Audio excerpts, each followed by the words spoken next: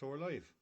How you doing, everybody? And welcome to another live session here with Pescari Fly.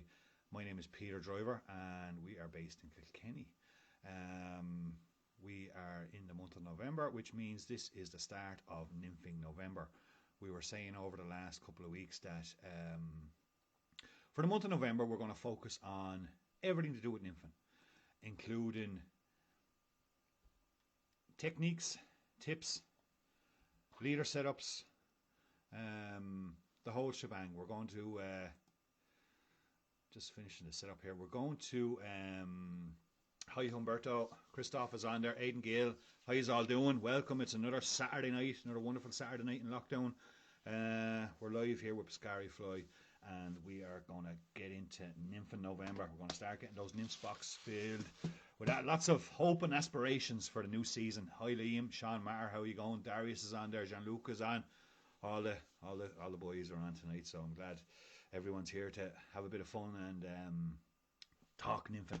I suppose a couple of things before I start. Hi Robbie, hi James, hi Graham, Mark Williams is on there. How you doing? Hope you're keeping well, Mark. James Gibson there, good to see you back on there. Dave Egan, not too bad. I'm keeping well. I hope you're keeping well too, Dave. I hope everyone's keeping well. It's I don't know about you guys, but it's getting tougher every week. Another 3 weeks to go. This heavy lockdown. Hopefully it's going to pay off. Hi Graham Reggie's on there. Good evening yourself, Bernard Mannon, Eugene, Patrick Smith, all on there. Great to see you all back on again. But anyway, before I get started, I suppose, before we get into hi Ken, Michael, before I get into the whole thing and talking about nymphing and patterns and stuff like that, I want to just kind of do a bit of an introduction into the next 4 to 5 weeks. I'm going to mention it again several times over because I want everyone to know this. Hi William, Urban, hope you're keeping well. Robbie Berry, how you doing? That, what I'm going to talk about over the next couple of weeks, couple of Saturday nights, is all about nymphing, and this is the way I do it. I'm not preaching to anybody. I'm not dictating to anybody that this is the way you should do it. Those who have come to any of my master classes or have been part of any kind of discussions I've had around Euro nymphing and stuff like that, I always recommend you find your own style, because you must. You must have your own style when it comes to your nymphing, and same when it comes to tying your own flies, because that's what you've got confidence in. So it's vitally important that you maintain that, and you continue with that. Yes, while you take some information from certain people, be it online, be it through books, or be it through masterclasses or whatever else, but it's very important to maintain your own style and your own, the way you do things that gives you confidence in the way you approach your own nymphing. That's crucially important. So while you'll hear me talk an awful lot about the way I do my nymphs, the way I build my leaders, the way I approach rivers, the way I make my setups and do my systems and my processes, you'll hear a lot more about that in the next couple of weeks. Please be mindful that this is the way I do it. I'm not preaching to you that is the way you should do it. If you learn something from each night, well then it's a success to me that you've learned, pick up one good thing from it each night. But I'm certainly not preaching to anybody. I'm just trying to explain to you the way I've done it. I started Euro nymphing with Willem Hughes in the Welsh D back in 2000, 20 years ago, 21 years ago, and I've been at it ever since. For those of you that know me, I am an nymphaholic. I love nymphing. I've lived, eat and breathed it for the last 20 years. Traveled the world learning, trying to learn more. There is no end goal, by the way. There is no perfection. There is no absolutely where you say, that's it, I have it. Every year it changes. We keep moving. We keep developing. Gear keeps developing. Nymph patterns keep developing. Nymphs, beads, hooks, everything keeps developing. So there is no end goal to this. Like, there is no pot at the end of the rainbow. You must keep developing. You must keep learning. So it's very important that you understand that as I go forward. While I'll be telling a lot of information over the next 4 weeks, pretty much everything I've learned over the last 20 years, I'm going to throw at you over the next 4 weeks, 5 weeks. I'm not preaching to anybody. I'm not saying I'm right, by all means, but this is just the way I do it. Okay, so I'm just going to remind you of that every now and again. Nymphomaniac, Eugene, yeah. I've been called worse, but anyway, that's, pretty much. So please bear that in mind as we go forward. I'm not taking any sides or doing like that. I'm just trying to explain the way I do it. And by the way, if anybody has information or anybody has any questions, I'd love to see them. If I'm saying that I do it this way and you do it a different way and you find your way works better, well, by all means, I'm still learning. So by all means, shoot it across, send me a message, put it up there. We're all trying to learn. We're all trying to, enjoy our Saturday nights and have a bit of fun. So that's the context that I hope to set this whole Nymph in November into. One other thing is next weekend, and you'll see it there on the screen, that next weekend we will be live at the virtual Irish Fly Fair. So make sure to check us out. Now, what I had said Nymph in November was all about nymphing. Next weekend I am going to tweak it a little bit. I'm going to throw in some salmon flies and some lake flies and stuff there as well, because it's for the virtual fly fair. There will be a different kind of an audience. We will come back to the Nymph in November the following week, and we might run into December maybe with Nymph in November if I don't feel I've covered everything I want to give you. So please bear with me on that one. But definitely next Saturday night I will be live on the Irish Fly Fair page. It's the virtual Irish Fly Fair this year. Unfortunately, we won't have a Fly Fair this year. It's going to be sadly missed by everybody, I think, for loads of different reasons. Great social event, great place to go pick up a bargain. Elaine and Stevie do a great job there organising that every year. And, we're all trying to dig in and help everyone out, and we're all talking about shopping local and all that sort of stuff. Is really gathering momentum there in online and stuff like that. So get over to the Irish Fly Fair page, Facebook page during the week. Give it a like. And I will be posting up some advertisements to say I'll be there. And I will be doing a live show straight from the Irish Fly Fair next Saturday night. If you have anything you want to see covered, if there's anything you want to say, it's going to be a great place next Saturday night to come, meet everybody, say hello, maybe make some new friends. But anyway, look, I'm going to push on because we haven't got all night, as much as I can sit here and ramble on for all night. But going to push on and get stuck into Nymph in November and kick it off here. Okay, so as you can see, hi John, hi Pascal, Elaine, great to see you on there. Hi Dave Donovan. By the way, there's one other thing. Dave Donovan was on to me during the week. Dave is going to start a little bit of a pop trivia quiz here every Saturday night. We're going to continue it on to next weekend in the Irish Fly Fair as well. But for tonight, Dave, at some stage tonight, is going to ask a question. I'll repeat the question. Thanks very much, Davey. I'm going to repeat the question when Dave puts it up there at some stage tonight. He's going to ask a trivia question about fishing in Ireland. And for the prize, we're going to be giving away a nice fly box tonight. Whoever gets that question right, the first person in that messages over in the feed will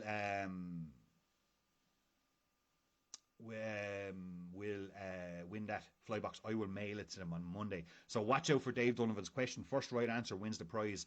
We will also do the usual prize, that whatever, I will ask a question tomorrow. I didn't do it last week because we were finishing off our mystery box stuff, and I felt I didn't want to overload just too much. So, but tonight, whatever flies I tied in practice prior to the show and whatever flies I tied during the show, I will ask a question based on tonight, and the winner tomorrow morning, first person to answer the question correctly on the post, will win those flies. They'll be posted out on a Monday.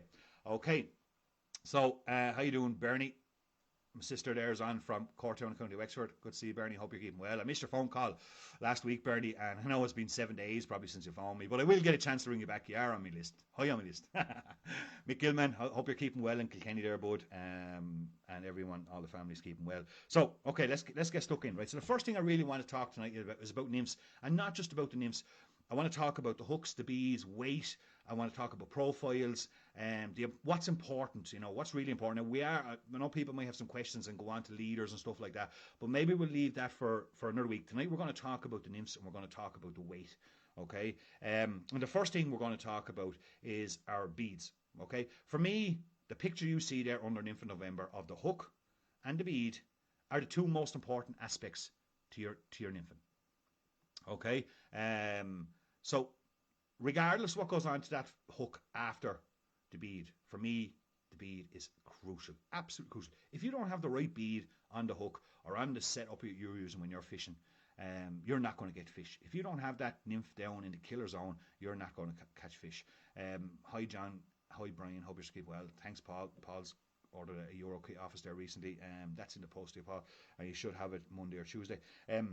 So the bead is everything. Your consideration towards beads is crucial. Now, there is a multitude of beads out there. There is 2.2, 2 mil, 1.5, 3.2, 3.3, every kind of colour under the sun, facetted, teardrops, can you name it? The range of stuff out there is huge, okay? And it can become quite confusing. And I get a lot of questions about that. For me personally, and I said right at the start, this is all about what I know and what I do. For me personally, I keep it as simple as possible, okay? I use 2 mil, 2.5, 3 mil, 3.5, and 4 mil. That's it. I don't have a 2.3. I don't have a 3.3. I don't have a set of beads. Don't use them. That's me, okay? If you do and you've got confidence that, by all means proceed and absolutely continue what you're doing. If you're catching fish, then it's working for you. That's great. But for me, I stick to the standard sizes. My 5 best colours would be copper, gold, silver, black nickel, and then the only real coloured bead, while we all sell, and there is days where metallic orange and different oranges and different pinks and all that have their day, unless you're fishing grayling. Of course, pink is way up on the list there. But the only other colour then I would actually have that I would consider to be in my top 5 would be white. I use a lot of white beads. I think they're fantastic. Have had a lot of success in them over the last couple of years. But other than that, I stick to the 4 or 5 standard colours, and tie everything on that into different sizes. But a really important part of your bead is choosing the right bead. Okay, you've got slotted, countersunk and all, that's fine. We all know what goes on what's hooked and stuff like that. But when I'm talking about choosing the right bead, is the right quality of bead, okay? So you can, when you're looking at buying beads and you're getting into beads, and I had a lot of frustration about this over the years, and I'm going to try and just show you something here. Is choose a good quality bead. Don't be afraid, even if you have got to pay a few extra euros for it, or a couple of extra cents, or sometimes in some cases you don't. If you have a bead, that's a 3.5 mil slotted tungsten bead, see? It's an old one, right? I've kept that over the years, and I often show people when we're talking about tungsten. You can see the gap through that. That is no more going to fit onto a size 16 G hook that the 3.5 mil bead is sitting in front of you is going to fit onto. It's going to fall straight over the side. There is a cavity inside that basically you have a shell of a bead. So while you think you're fishing a 3.5 mil tungsten bead, slotted tungsten bead, that would penetrate to the optimal level of a 3.5 mil tungsten bead, that's not going to. That's only about the equivalent weight. I actually meant to bring up the micro scales to give you an idea of weight. That's about the equivalent weight of a 2.5 mil bead, maybe 2.8, okay, because of the cavity that's inside it. It's been cut out wrong, okay? It's been cut out. It's completely open inside. You can see right through the cavity, and that's your slot. That's your slot bead, okay? Now, if you look at this one, same size, same color.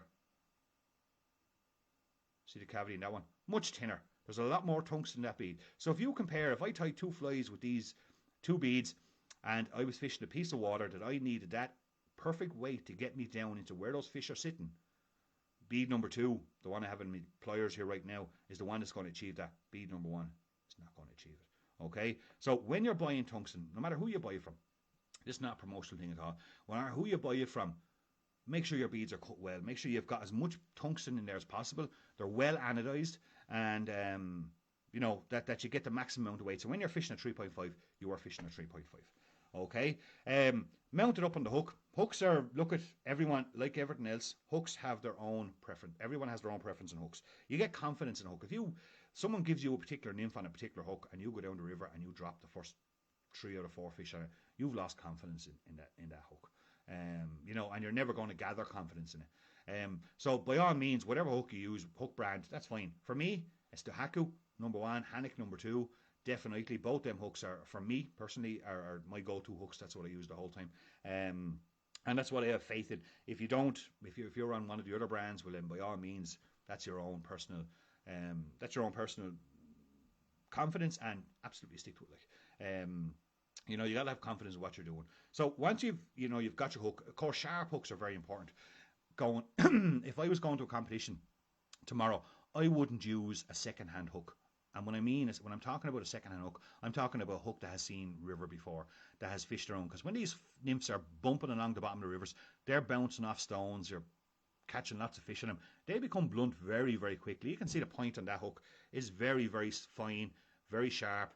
And that doesn't take long to become blunt. And even to the human eye, it might be, you might think and it might look perfectly fine, but it actually is a small bit dull, and that can bounce off a bone, or because trout's palates have become harder over the years, because they're no longer majoritarily fishing on flies that are on the surface. They're doing an awful lot more digging for grubs and digging for caddis and crunching gravel and stuff like that, well then, the hook sharpness is crucial. So if I'm going to fish a tournament, I will fish brand new hooks only. I will not fish a second-hand hook. If I'm out practicing, I carry a hook sharpener. If I bump off on one fish, there's a good chance that I drop that fish because of the hook not being sharp. And it only takes a microsecond to give it a quick rub. Very important. So always try and keep sharp hooks. Look for good quality hooks. Follow the trend. Most people are never generally too wrong when it comes to hooks. So follow the trend, and all the big brands, they're all original steel. They're well made. So but whatever you have confidence is important. But for me, those two components, when it comes to Euro nymphing, for me are the most important components going forward. Okay, so whatever happens next, when I make the body and the tails and all that, that for me is not as important as the bead and the hook, because it's the bead that puts the nymph into place where the fish want it.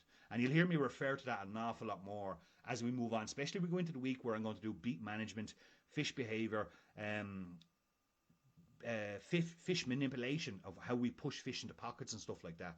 I'm going to explain a bit more about that, about the importance of putting that bead in the right place. But I think it was 2 years ago, I did a little thing, I wrote a blog on it, I'm not sure how many of you read it, where I went to the river, I did exactly what I have there. I super glued a tungsten bead up onto a hook. I super glued a black one, silver one, a copper one, and a gold one.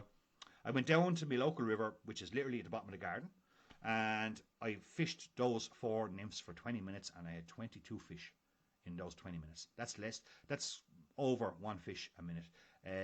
I didn't have any body. I had no rib. I had no body, no tails, nothing on it. It was just a hook and a bead. Did it just to prove a point to somebody that the importance of the bead, to me, outweighs the importance of the body. Now, as a person that sells fly tying gear, I'm not trying to do myself out of business. There is another aspect where the bead or the body becomes important, and that is to you as an angler, a person that's fishing it. The body of the fly is what gives you confidence in fishing that fly. So we all have patterns. An awful lot of them are not too far off each other. Okay, so we all have boxes of patterns. Say when you open up my box, maybe Dave's box, Mark Driver's box, whoever the guys I fish with, are very similar because we share an awful lot of stuff. Okay, but we all have little tweaks to it. We like this done in this way. We like it brushed out. We like it a little bit tighter. We like a little bit of hackle on there, maybe a different kind of tail, different kind of butt, whatever. But the similarities are there between all our boxes, and that's what gives us confidence. So when I'm going down fishing with my orange pheasant tail, I'm not catching fish because of the orange pheasant tail body. I'm catching them more because I'm using the right bead at the right time, and I'm fishing it in the right spot. That nymph, and fishing with the right setups, that nymph is the bead to me that's more crucial. Some people might agree with me, some people don't. This is just my theory on it. It's my thesis on it. I've spent years. Dave Toohey said he read that blog. Very interesting. Yeah, thanks, Dave. It was it definitely was an eye opener for me going forward. And I've seen times where, like, if you go to a tournament, because I just don't have any other kind of experience to reference there. But for me, it's in tournaments. And the top 5-6 guys that'll be winning tournaments, if you look at all their nymphs, they're going to be completely different. They're awful. But maybe one common factor could be the bead or the size of the fly. So, i.e., the hook and the bead are very similar, silver beads, gold beads, whatever it may be. But it could be a black body. And I know me and Dave have fished plenty of pairs competitions, and it's the one thing that I will ask Dave, if I'm in the middle of a session and Dave is catching fish and I'm not catching fish, the only 2 questions I will ask him: what colour and what size. I want to know the colour of the bead, and I want to know the size of the bead. After that, I don't care what is on the body. That's the most crucial, that's the important factors to me that I want to know. After what you do on the body is not as important of catching fish than it is as giving you confidence in what you're catching and what you're using. Okay, I hope everybody gets a kind of an understanding of what I'm trying to say. I'll go into a bit more detail that as we go along. So what you're doing after you put on the hook and the bead is your whole confidence factor. All right. By the way, as I always say, if anybody's got any questions, if anybody's got any anything they want to see, anything they want covered, or questions, or if anyone's got comments to add to what I'm trying to say, well then by all means, come on. Okay, Davey, what conditions would each bead colour perform best at, or what is it? Water clarity. That's a good question. There's days when you can go down with a silver bead, and then there's days where that'll catch you all the fish, and then there's days where copper beads. I think fish go through phases of bead colours, depending. I can't really, and I'm being totally honest here, I can't give you a real rational reason of why a certain bead works on a certain day. I think they just go through phases. That's the way I kind of. There's times of the year where I know silver beads are working really well, and then there's times of the year where copper beads are working really well. There's different rivers where silver work, copper work. So it's the size. I think that's most crucial here. Getting the size right, understanding where the fish are, what level they're on, and then once you have the right level and stuff like that, well then it's the colour then that you might tweak a bit, and it might be a case where I might manipulate a piece of water and manipulate fish behaviour there for a certain period of time to push them into protective lies, which I'm not going to get into now because it's a whole another rant. I'm ranting here bad enough, but that's and then I'll put a certain bead colour through them, maybe catch a couple of fish, and then I might go back and realise that I didn't catch all those fish. And that you get a good feeling there's more there to be got. There, that's a honey hole. There's more fish there to be got. And I might rotate the beads, change the beads. Sometimes I'll go through days where I'll actually rotate. I'll have a timer on it. Literally fishing, especially pocket water, 5-10 minutes. If once I stop catching within a 2-minute period, change the bead. So if I'm getting a fish every minute 30 seconds, every minute 40 seconds, fine. Next thing I break the 2 minute between two fish, change the bead. And next thing I start picking up fish again. So, this is all learning, as I call it. It's your career in nymphing. So you learn that. But as regards the rationale behind what bead I'll fish on any particular day, I'm just going with the trend. I fish 7 days a week. I get out for a couple of hours every morning. I'll fish silver beads, I'll fish copper beads, gold beads. And it's just every day I'm chopping and changing, kind of getting what they're on each day. So there's no really great rational reason where I can say. I think the only, couple of things is definitely black beads and coloured water work fantastic. I find silver works brilliant in the sun, just me personally. I find white beads work fantastic in September, August, September, depending on conditions, weather conditions and stuff like that, how autumnal it is. So you gather all those little things that gives you confidence in the beads you're fishing. But it's more about putting the fly in the right place. Like I could sit down and tell you anybody, someone comes on tonight and orders 50 nymphs off me, and I'll tell you 50 of my top patterns. Well, I'll time on a 2.5mm bead. You go down fishing next April in a bit of water and catch no fish on them. And I could tell you the very same nymphs on 3mm or 3.5 and give them to another guy who goes to the same piece of river the same day as you, and he leathers fish out of it. It's because the bead is in the right place. So it's the weight of the bead that's really crucial there as well. So I'm going to do a little pheasant tail here while I'm rambling on. I've so much stuff in my mind that I want to try and give you as much as possible tonight. I'm going to do about 4 or 5 flies here tonight, nymphs. These are kind of just covering all the basics of different styles of nymphs that I use constantly. Pheasant tails, hackles, threaded nymphs, all that kind of stuff. And as we go through it, I'm going to try and throw as much information, so bear with me as possible. This is going to be live I'm going to put this up on YouTube tomorrow for anyone that wants to go back and catch up on some stuff. So basically I've got a size 16 to Haku Jig hook there in the voice, and I've got a 3.5mm slotted tungsten bead up on that there. I have it super glued as well. A really important point is mounting your beads. All right, something that some people don't. So Dave Donovan is on there and he says definitely beads work better in bright sunshine. I agree totally. I love beading in the sunshine. Dave finds silver beads in shallow water, and he goes darker as the water gets. That's great information. Thanks for that, Dave. Check that answer out there, or that comment out there, guys, if you're looking at it. So mounting a bead is very important. So a slotted bead is designed to sit up on a hook, like as you can see. So now I have that mounted on there with super glue. I normally have big trays, except I brought up one there just to show you. I have trays of beads. You can see there, kind of trays of beads, all mounted, super glued on, ready to be tied. And I just pick them out. I sit down some nights and I put the super glued beads on, have them all mounted, ready to go. That means that bead is sitting up. There's no chance of a falling. Even though in videos, I know in previous live shows, I haven't really stuck to that rule, but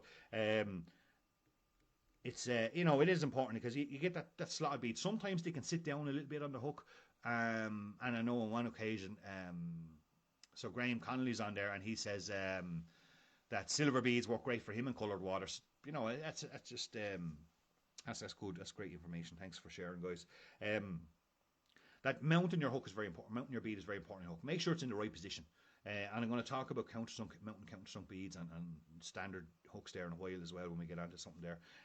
But for me, I would super glue that countersunk, that slotted bead up onto the hook so it sits up proudly exactly the way it's want to be. So it'll fish exactly as we want to be. That the bead will be down, the butt of the fly will be facing up in the water, help prevent snagging and stuff like that. And you know, a bit of super glue, because sometimes when you're tying it in and it can drop a little bit, and even no matter you tie it as well, it can drop a bit. And I remember day last year, a guy come in and he bought a load of beads and hooks off me, and he went away and he tied an entire box of flies, and came back and showed me the box of flies and asked me what I thought of them. And they were beautifully tied, absolutely beautifully tied nymphs.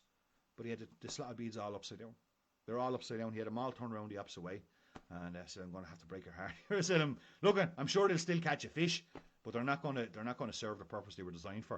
And he said, why is that? And I said, because beads are all upside down. You're supposed to turn them that way. And I took one bead out, managed to make a bit of room in my nail to turn the bead and pop the bead up. And there was, you know, there was probably 2 to 3 mil of a gap between the body and the bead once the bead moved forward to where it was supposed to be. So mount your beads is, you know, good practice going forward. So I've got my Kevlar thread on there. This is a nymph, a pheasant tail, very simple pheasant tail that I tie quite regularly. You see me use it an awful lot over the years. Probably its best performance was during the 100 Rivers when myself and Dave Donovan did a 100 River challenge there a couple of years back. This nymph caught me all my fish in the first 50 rivers.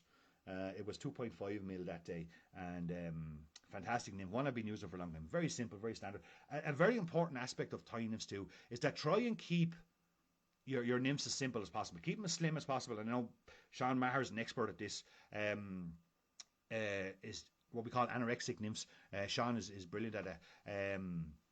But you know, 4, 5, 6 components and max is enough. Anything after that, you're just being fancy. Okay, I keep them as simple as possible. As I said, you can go down with a hook and a bead, and please, everybody go out there and try that next year at some stage. Go to your favourite honey hole, know where there's 10 or 15 fish in front of you, put in a hook and a bead, and just see how it works for you. That will give you a great conception of, or kind of understanding of how important the bead is, how, you know, that the, not that the body is completely irrelevant. That gives you the confidence, of course, and you have to have confidence in what you're doing, because if you don't have confidence in what you're doing, you're not going to catch them anyway. So, but by all means, everyone give that a blast next. Let's not say March, because March can be a tough year in some rivers. Pat McCarthy says that's his box going in the vein. Don't get me wrong here at all, guys. I'm trying to get a theory across to you your flies will do quite well, Pat. You know, but like, definitely try that out next year at some stage. Once you get in, that fish movement has increased and their metabolism have risen and they're moving, they're active. You know, April, May, pick a nice honey hole somewhere you know you've got a lot of confidence. You know where the fish are. Super glue on some hooks and peas. Alan Allis is on there. How you doing, Alan?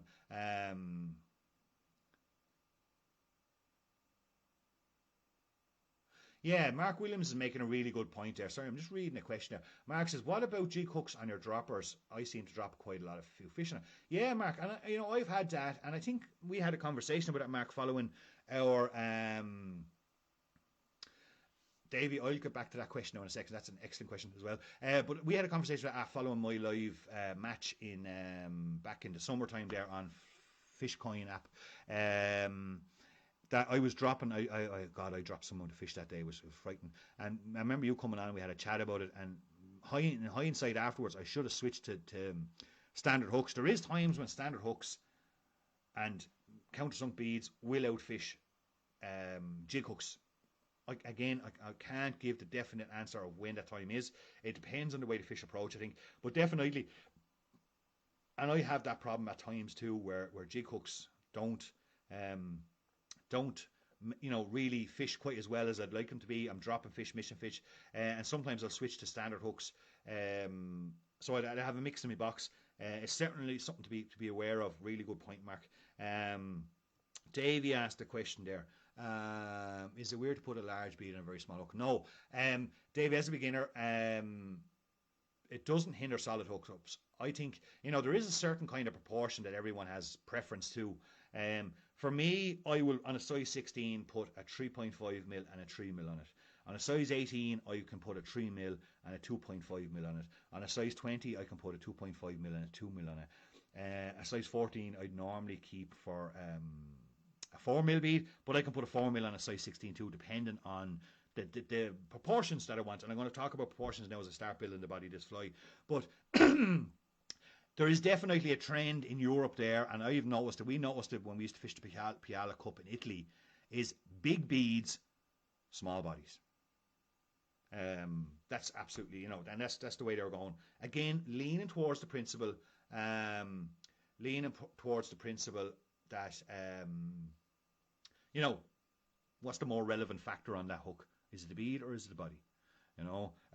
But definitely I've noticed in Italy over the last couple of years, and when I was at the World Championships there 2 years ago, I was the captain, and I had the pleasure of being able to go watch a few other guys because I was a non-fishing captain, and it's definitely a trend I noticed that big beads, small bodies.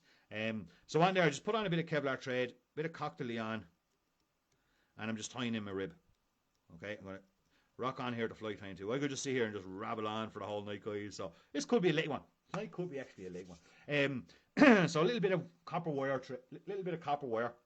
and yeah, Sean, Sean, back to what Mark is saying there. The 301 is an excellent dry dropper hook, and we're going to talk about straight shank hooks and fine wire hooks now in a few minutes when I get onto it. Well, probably not in a few minutes at this rate. The way I'm going, it could be much later. It could be in a while, but definitely I love the 301 for an nymph hook. Yes, you run the risk of fishing that light wire hook and straighten it, but for hookups and stuff like that, I find it fantastic, and I do tend to fish it quite a lot on the dropper too, so it leads back into that whole question about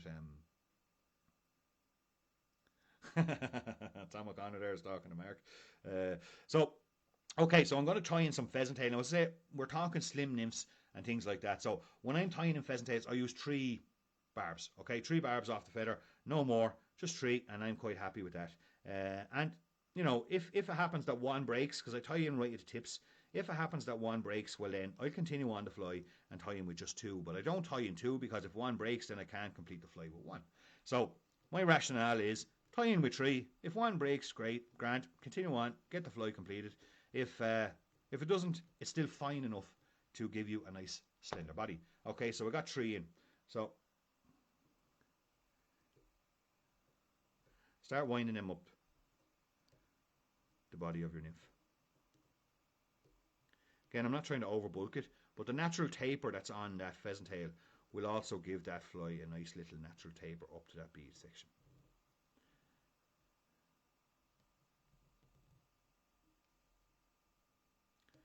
Couple of turns at the back of the bead.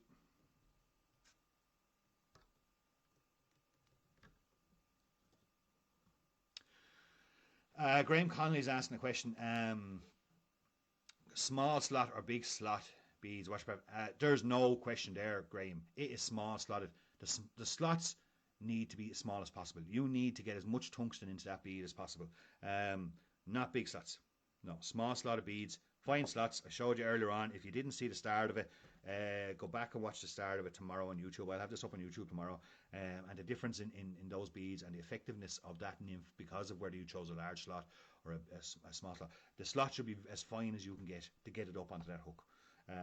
Absolutely. Now, so once I got this Alan Ollis on there, he loves the claw hooks. Yeah, the claws, I've got a couple of the Sarker patterns on the claws, and they're absolutely fantastic. Sean Jones, it's 2, normally 2, but definitely I would always adventure and try and fish 1 as well. Now, if I'm on grayling during the winter and I need that extra depth to get me down, and we're going to be talking about grayling nymphs in a minute. I promised one of our regulars there that I'm going to do a grayling bug tonight, so I am going to do a grayling nymph in a while, and it's a really good trout fly too. But 9 times out of 10, I'm on 8 times out of 10, I'm on 2 nymphs. We'll talk about nymph positioning and weight balance and all that kind of stuff later on in the month. We've a whole month of this as well, so we're not going to get through everything tonight. Normally it's 2, but I can, if I'm in difficult water, I'll go to 1, and if I need that extra weight, I can go to 3. No problem. So I'm just going to rib up that fly with a bit of copper wire. Now, if you noticed, when I was tying in that copper wire, I tied it on the far side of the hook away from me. Okay, it's a common thing, and I still do it. It's something I learned through the APGAI, through doing my APGAI exams last year there, is that when you're tying in wire, especially when you're tying with like a cockleon and you want that tail sticking straight out the back, and this will really become an important factor when you're doing like the perdigons, and you want that slim, sleek whole profile going right through the body, the bead, the body, the tail, and all that, is that if you tie in the wire facing the nearest to your chest of the side of the hook, and then you start to wind it on in the opposite direction, it will put a twist. It will put a twist on that tail. If you tie it in on the far side of the hook away from you, when you go to wind it on, it does not disturb the tail. Okay, you'll see an awful lot of old traditional fly tyers that are tying wet fly stuff. Always tie the rib on the far side. So try and practice. And I still, when I'm in my rhythm and I'm just tearing away, I still go back to the old habit of tying in on the wrong side hook. But especially when you're coming to nymphs and stuff like that and working with cockleon, because if that gets a bit of a twist at all, it flares out, and I don't want it to flare out. Now it looks a little bit flared out there, but once that gets anyway a bit damp at all, it will all marry together and it'll be a lovely long straight tail coming straight off that body, creating a lovely profile. What I'm going to do now is going to put in a hackle. So there's an awful lot of nymphs out there nowadays with hackling and stuff like that. And when we talk about proportions and the shape of the nymph, that having a real good understanding of that and what's going on there will help you achieve to catch more fish, because the slimmer the profile and the better the profile of the nymph will help penetration, and accelerate the penetration of the nymph penetrating to the bed of the river or down to the depth required to catch those fish. So, by putting in hackles and by putting in big loose dubbins and brushing them out, and an awful lot of my nymphs do have that, it does restrict it slightly from really penetrating. So when I'm doing hackles and stuff like that, I tend to use an awful lot more soft hackles rather than stiff hackles, that they'll actually fold in around the nymph a bit more so than project out. And that's what I'm going to do here. I'm going to put on a little CDC hackle here. Now I have two ways that I do the CDC on these nymphs. One is I take it off into my bull clip and I spin it and make a dubbin brush out of it, but that creates a very dense hackle on that nymph. The other way I do it is the way I do with partridge. I take a very fine CDC feather and I tie it in. No, sorry, wrong way around. If I was tying in the partridge feather, I would tie it in by the tip. I don't tie this one in by the tip. I just simply tie it in by the butt. I got a bit confused there for a second. Tie it in by the butt. Catch me tip. Very gently. Give it a turn or two around. And what that gives me is a very nice sparse, which you'll see in a bit more, a very nice sparse, subtle CDC hackle. I don't want a big massive thing that's going to clog up this entire fly. I just want a lovely cloak on this. Hi Stephen Potts, hope you're keeping well. Hi Peter Doherty's on there as well. I just want a very light cloak to come over this fly when it gets wet, okay? So I just put a nice small little light hackle on this particular fly. Then I get a bit of orange, looking for dubbins here now. I've got stuff all over the place here at the moment because I want to cover so much, which is nice. But I got a little bit of number 6 Spectra, which is my favourite colour. I know myself and Luca and Dermot have a bit of a slag about number 6 and number 9. There is no number 9. There is no number 9 Spectra. But a little bit of number 6. And just get that on there nice and tight in behind that. Between the bead and the dubbin. Whip finish off in behind that bead. Give it a nice tug with your Kevlar. Makes everything just lock up nicely behind that bead. Take away your thread, as I always do. Take out my dubbin brush. Now I never brush back in that direction, okay, because I'm putting pressure on the pheasant head. I'm going to put pressure on the rib. If I got a tag there, I'm going to put pressure on it. When I want to brush out that little thorax, I always brush it back over the bead, as you can see what I'm doing, okay, and then slowly just manipulate everything back.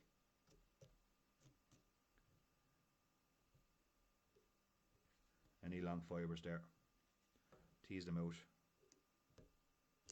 Get it exactly to your requirements as you like. So I like a very subtle little hackle on it, very subtle little collar on it. And if I was to fish a one nymph competition, Luca's on there, yeah. Don't get mixed up with that number 9 on Luca. Luca's box are filled with number 6 killers as well. He likes that as well. So that's, if I was to fish a one nymph competition and over, let's say take an average over the last 8 to 10 years of nymph fishing for me, that would have to be my most popular nymph. That is it. You can check my box anytime and you will see rows of that thing in 2 mil, 2.5 mil, 3 mil, 3.5 mil, 4 mil. It is lethal. Tie with the CDC, tie without the CDC. So simple. But again, you're talking 1, 2, 3, 4, 5 components. You know, outside the beaten hook, 5 components. That's it, like, you know.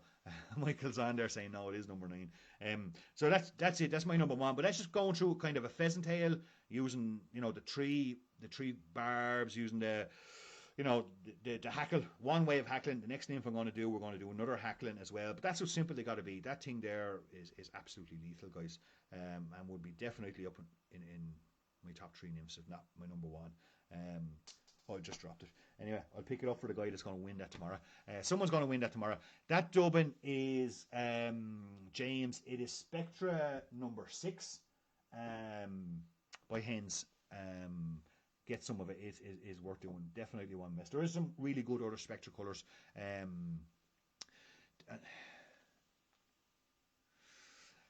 Davey wants thoughts on UV. I think it's, again, going back to the whole debate on, you know, what you do after the bead and the hook.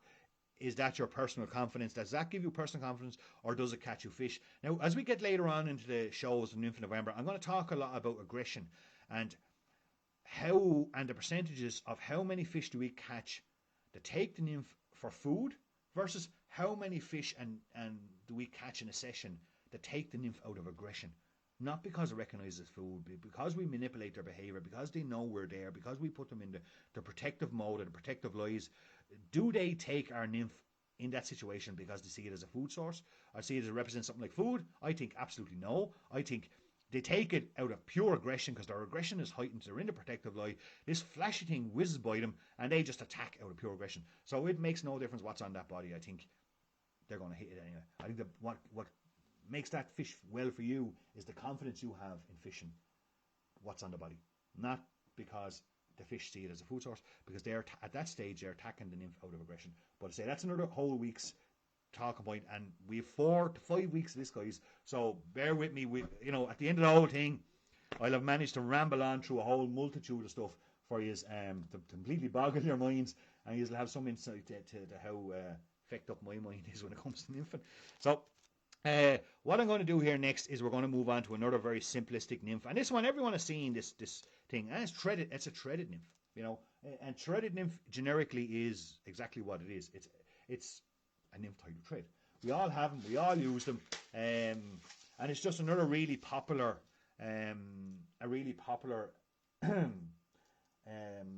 style of tying nymphs all across the world. And we're going to just do one of them here now. I'm just looking for the size bead. I didn't have time to sort out all my beads like I normally would, coming up to do a show. So I'm just picking up beads and all that kind of stuff here as well. So a threaded nymph is another really popular one, and probably in my eyes the most famous one would be the black Frenchie. That's a threaded nymph. So there's thread body. You've got olive. You know, if you have some thread and you have some beads and hooks and a little bit of dubbing, you can tie an entire box of nymphs that will catch you fish all year long, just because they're, you know, they do catch fish. So the threaded nymph. So normally now I would take my little super glue, my needle, and I gather a bit of super glue off the table here, and I would just put a little bit on that knuckle, top and bottom, and I set that bead up into place. But I would obviously have them done previously. Okay, now there's probably not enough super glue in that, it'll move, so don't slag me off too much. So what we're going to do here is a black Frenchie, but we're going to add a little twist to it, a little personal twist. Mark Williams is on there. Different colour pheasant tails work well for me, especially red and black as well as beads. Yep, absolutely. Yeah, I even dye some of my pheasant tails, Mark, dark brown. You know, especially some of the lighter ones. You know, you don't get that really rich dark brown as much as we used to. And I can I dye them sometimes to get a real nice dark brown colour on them. So we're going to put in a Tommy Fly hot red UV reflective thread on there for a second, and I'm going to use that to tie in my cocktail leon tail. And it's going to create a small little butt there, small little fine taper butt. Now you can use glow bright, all your 4s and 5s here. Again, you know, your own personal confidence. I've been in plenty of competitions where I've been catching all my fish on number 4 Globe Right Butt Frenchies, and I go back to the weigh-in or whatever else, and do okay, be in the top 3, 4, 5, or maybe even lucky enough the rare time to win something, and hear that everyone else was catching on, or some other people were catching craps loads of fish on a different colour. So I think again a lot of us do with personal confidence. I'm then going to take my black tying thread, start that one in over, take a bit of silver wire. Now again, your preference to silver wire is up to yourself. I do, when I get to this kind of size 16s, I do tend to use a heavier silver wire rather than a lighter a lighter silver wire. And what I do is when I'm putting in my silver wire, and this is a real, I'm going to try and turn the speed to, when I'm putting in my silver wire, shove it up into that slot. See what I'm doing? Shove it up into the slot. Slot will hold it in place. Trap it down directly on top of the bead, on top of the hook. Okay, and that gives you a nice profile on that finished fly. Again, we're talking slimness and sleekness here. We don't want to have to put an extra layer of thread on if I don't have to. And I only want to kind of trap it in, come down along, and then I'm going to just come up along with one layer of thread, and that's it. Okay, take my wire, put in my rib,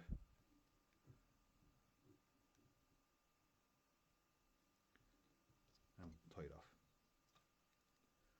Don't use the scissors for cutting wire. Give it a twist, and then cut. That's fine.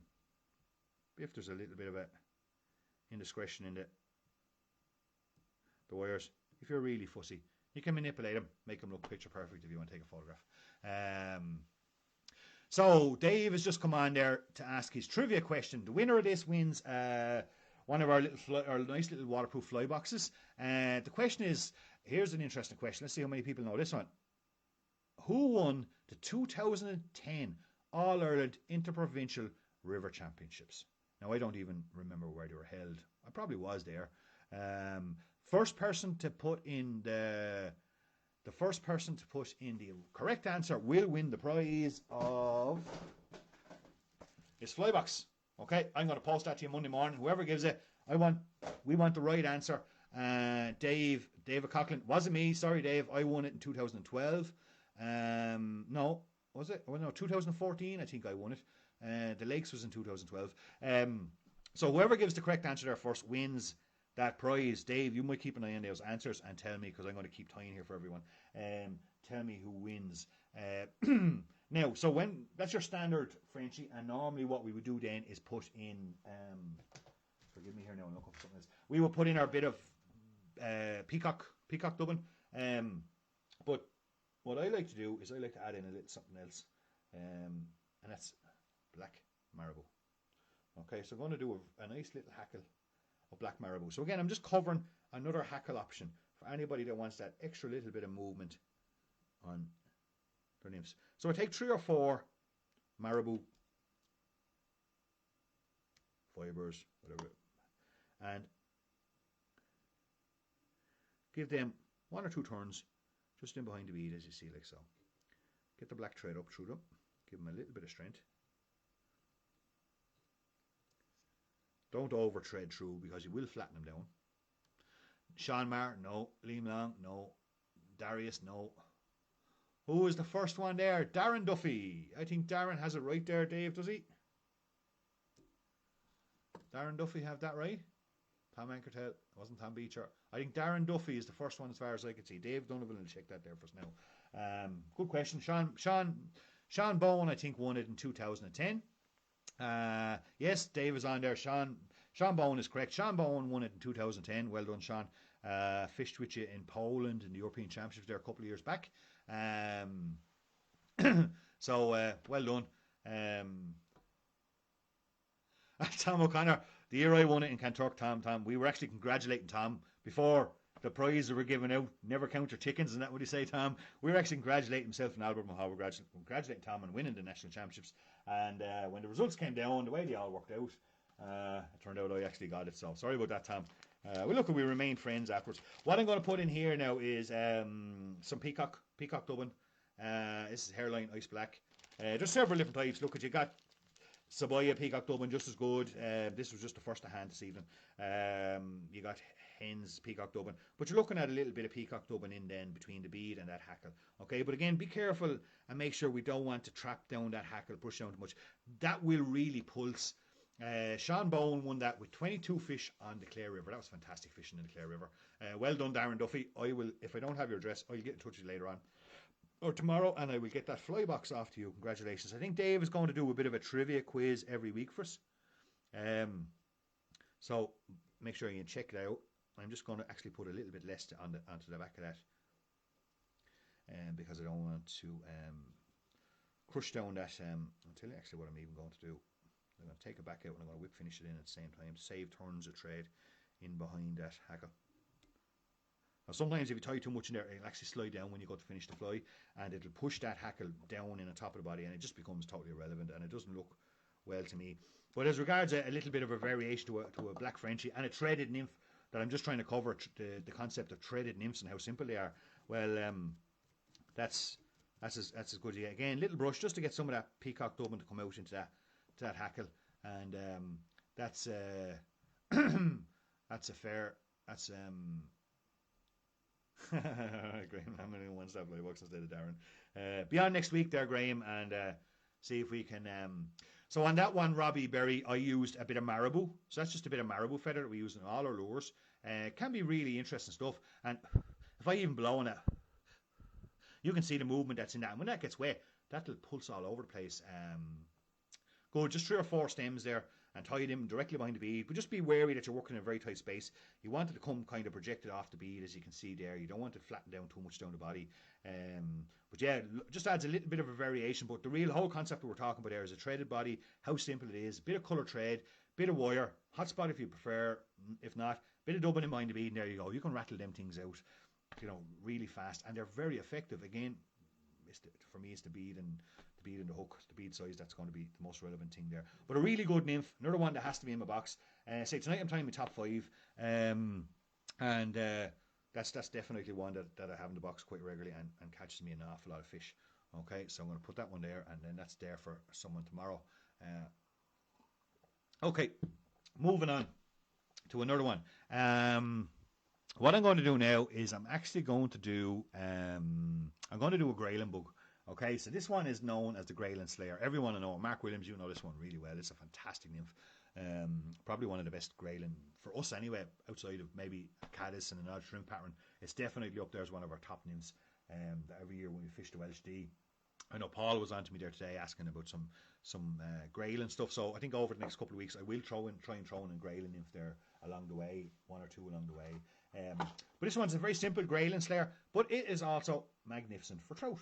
Now, normally we would tie this on a claw.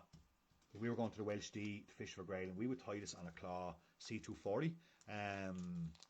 Yeah, absolutely. Mikey Foley's on there, great flying, and so simple, works nearly every day. Absolutely, that works fantastic. We'd normally tie this on a claw C240 wide gape hook. Very good. It's a great point made by Dave Coughlin. Dave likes to split the trade, spin it in for the dubbing, and it stops it slipping down over the body just after catching a few fish. But it's a preference. No, I think you're totally right, Dave. That's really good point. And I do tend to do that sometimes. Fantastic point there. Split the trade, put a little collar dubbing in there between the trade, make your dubbing bush, and then it stops a move and gives the fly more strength and stuff like that. Really good tip. Thanks, Dave. Dave Coughlin there. I think, Dave, you were Munster champion last year, if I'm not mistaken. Current Munster champion still. Your title hasn't been taken from you yet. So what I'm going to do here for the Grayling Slayer is I'm going to put on a gold bead onto a Dahaku tree or Dahaku G hook. I don't have the claw up here with me, and I'm not going upstairs from, so we're just going to motor on with this. As usual, mount your bead. I'm going to proceed on to pick up the pace of it. Bit of Kevlar. As you can see, I'm always tying Kevlar. Any that can see pictures of my hands and stuff like that. You can see the rough. I have awful skin problems and stuff like that. But where I find Kevlar is great, it doesn't fray in my hands. So not only do I like it, I kind of really have to use the bloody thing. For the rib here, I'm going to use a bit of Pearl Mylar. Now, the Grayling Slayer has, if you Google it, has many variations, and people have their own twist. And hi, Dennis Goulan. Dennis Goulan's on there saying hello to everybody. Great to have you on board, Dennis. The the grayling slayer has, you know, everyone has their own little twist to it and whatever else. And this is what has worked for us over the years, whether right or wrong, I don't know, but it's a really good fly, and one well worth having in the box, not just for grayling, but for trout. Works fantastic. I think Dave Donovan has a real thing for these flies. They're fantastic. So what I'm going to use for the body here, I've got a bit of pearl mylar there. I'm going to use a bit of hair dubbing, but I'm going to darken it up a bit, okay? Because the grayling slayer, the dubbing on it kind of has to be a bit coarse. So again, I'm going to go back to my black hairline peacock dubbing. It's kind of a coarser version of the peacock dubbing rather than the hen stuff or the Sabaya stuff. And I'm going to mix that in with me. And if Mark Williams is still on there, you might give us your thoughts on what I'm doing here, Mark. You might think, oh my God, what's he doing? He's destroying a great fly pattern. But Mark's a great grayling angler. But so I'm mixing it up because I want to get it a bit darker, okay? I want to darken it up a bit. I want to get a bit more coarseness to the feel of the dubbing and the look of dubbing. So I'm going to put another bit in there. Probably the ratio would nearly be at this stage until I get a good look at it. In at 60-40 towards the peacock dubbing. Just mix it by hand as I'm doing. Just changing it between the finger and the thumb.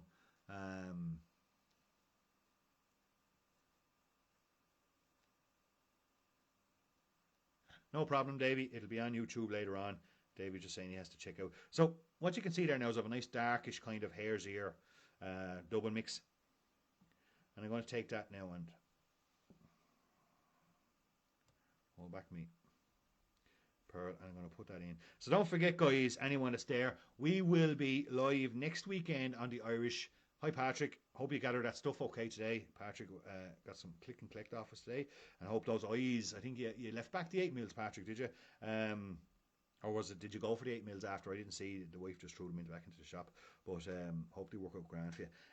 So we will be live next Saturday night. We're going to take a little small break from Nymph in November and go next Saturday night live to the Irish Fly Fair. We'll be on their Facebook page. I will put plenty of posts up during the week, and the guys, Stevie and Elaine, will put plenty of posts up there. But they're doing great work at the moment on a virtual fly fair. It's going to be fantastic. It goes out next Saturday morning, same weekend as the fly fair was supposed to be. It'll be all online. Make sure you check it out. Give their page a like, because next Saturday night at 8:30, I won't be on the Pescari fly page. I will be live on the Irish Fly Time page. I'm going to put on a bit of a show for them. And really looking forward to it. It's going to be a great weekend. There's lots of demos on there and stuff like that. Good deals. All the dealers are on there. So it's fantastic. Shame we can't all meet up. It was a great weekend every year. But sure, look, at all we can do is make the best out of what we have this year. So definitely get on there, the Irish Fly Fair page. Give it a like so you'll be reminded then when I go live next Saturday night. It won't be here. It'll be on the Irish Fly Fair page. So I'm going to rib that up. And I'm just going to leave, as you can see, small gaps, just to allow a bit of that hare's ear mix come up through, and just take away my tinsel. Okay, brush it out again as always. I want that to be as scraggly. Elaine's on there herself now. Well done, Elaine. Congratulations on you know, and fair play to you. You have made a fantastic effort this year to get the show to be what it is. I've seen some previews of the website and stuff like that, and it looks fantastic. It's going to be a great show. I know there's a lot of good fly tyers, good dealers out there that are going to get involved in the weekend, so make sure everybody check it out. And as I say, we'll be live there Saturday night. We might throw on a bit of a special, give away a few prizes and have a bit of fun and bring everyone together, say hello to a few old friends, and maybe make some new ones. So check it out next Saturday night at 8:30. We'll be there. Okay, so once that's the base of the body, and you can see the way I've brushed that out to get it as kind of scraggly as possible, and that's for me the texture of the nymph I want for that particular fly. Now I'm going to just do another subtle little mix here for the collar. Not sure what everyone's preference is here for the collar of their grayling slayer, but for me it's a little bit mix of, again, Spectra number 98 and a little bit of rabbit fur dubbing. Okay, and I just again mix it between the fingers. It's only small amounts. There's a couple of ways to mix your dubbins. Like you can do in your coffee blender, you can do it with air. I know Jimmy Tyrrell there from Irish Flycraft. Do the same, Peter, but with fox squirrel. Ah, right, yeah, absolutely, Mark. That's a good point. And Mark has just mentioned that he uses fox squirrel in the body of that fly rather than hare's ear, and it makes it a bit more spiky. So, good point. Well, thanks a million for that, Mark. And it'll make it a little bit more spiky. You do want that spikiness that Mark has mentioned in there for the grayling slayer. So I take a little bit of my orange.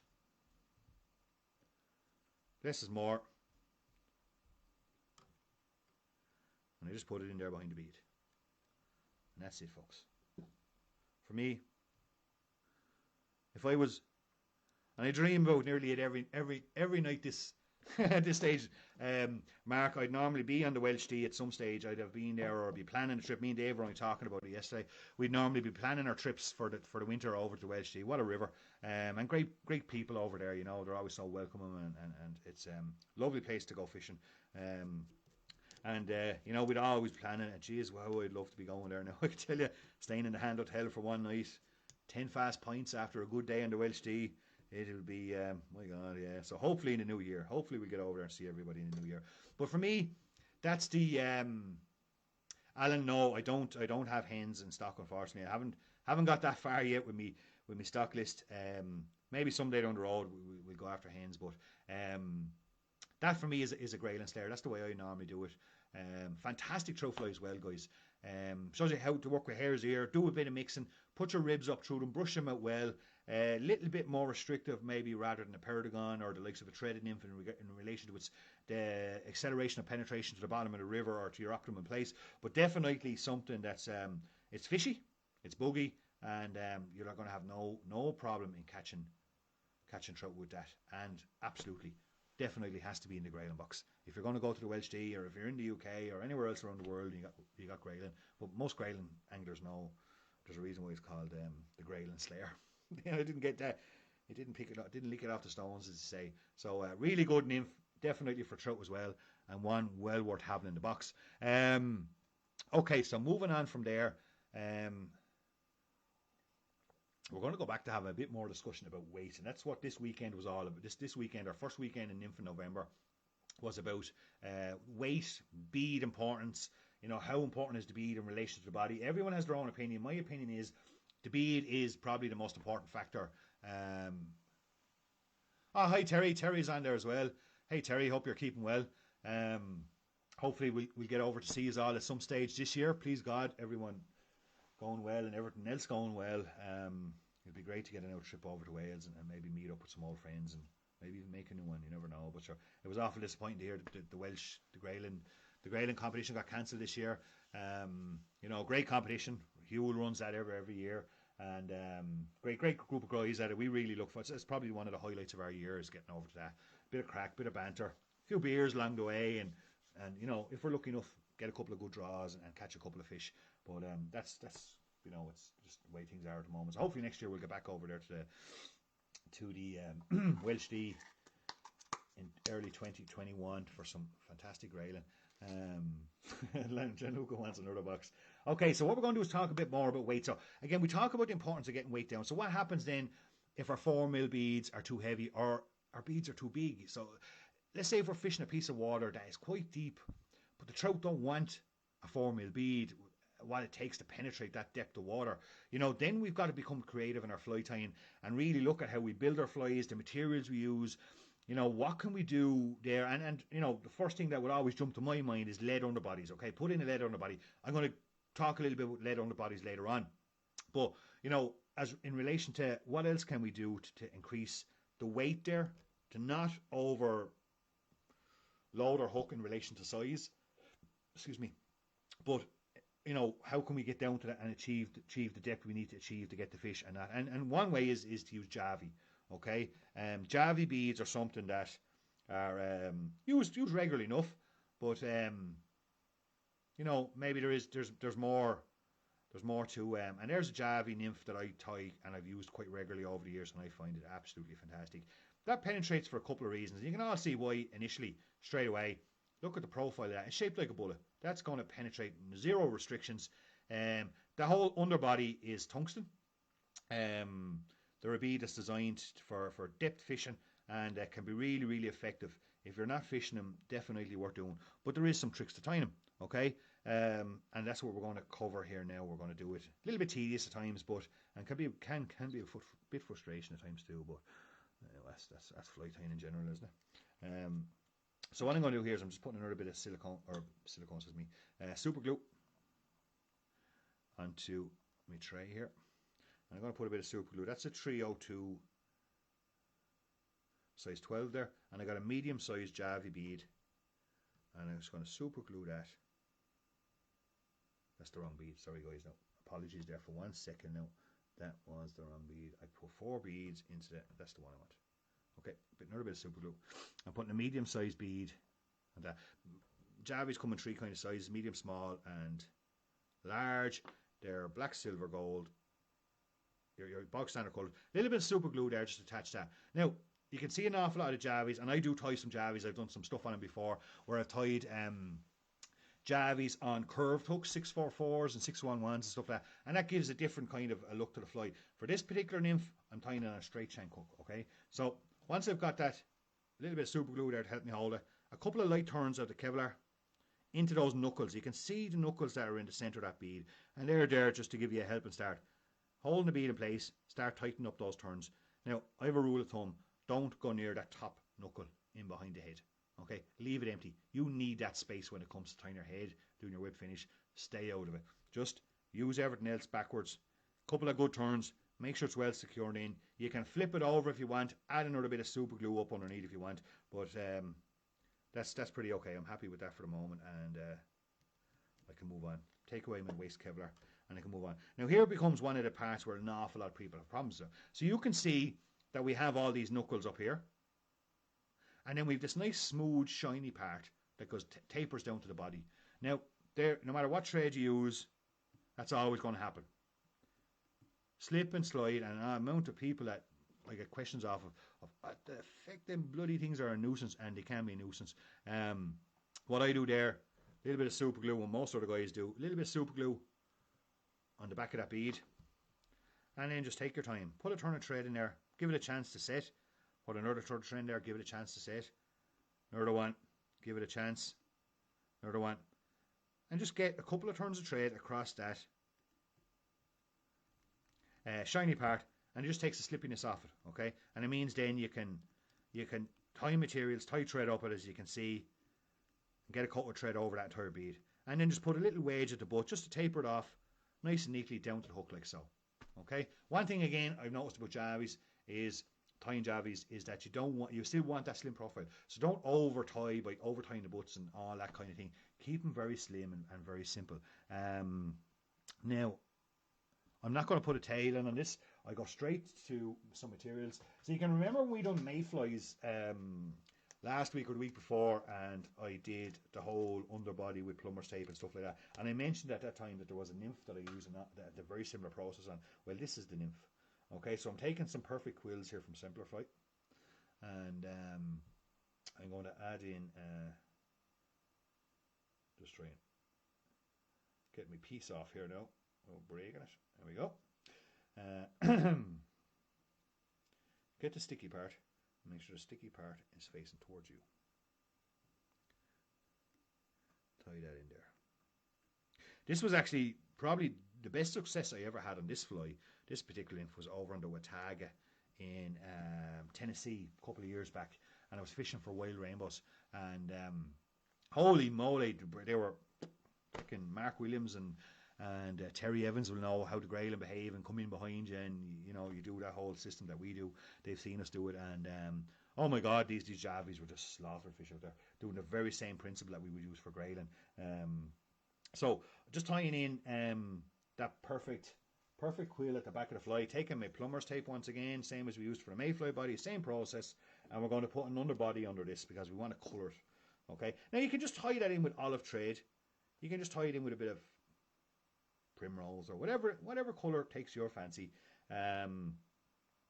Whatever colour takes your fancy, and then just put your perfect quill up over it, and you have a nice taper quill body.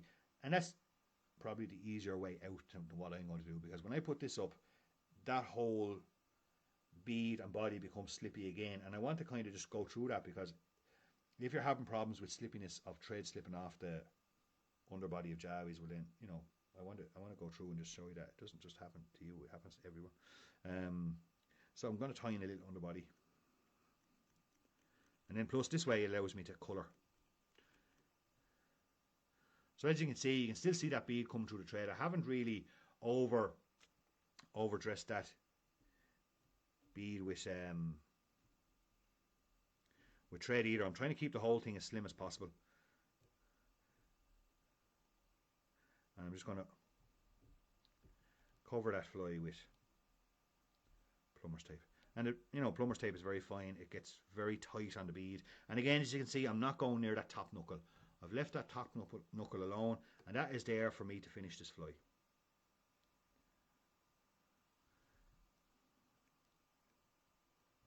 Secure it in. Trim away the waist. And then we go and use some markers. Okay, so I'm going to put a little red bow on it. And for anyone that didn't see the mayfly, the reason why I use plumber's tape over thread rather than just doing white thread is that when you put in the colours, the colours can run and soak up into the threads, where if I'm actually just using the plumber's tape, it just goes on. Like, you can see how defined the colours become in the area that you put it on. It doesn't run. And I'm putting a yellow underbody on it.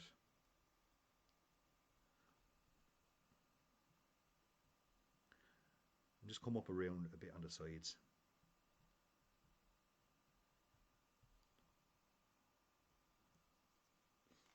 Then I'm going to put an olive top on it.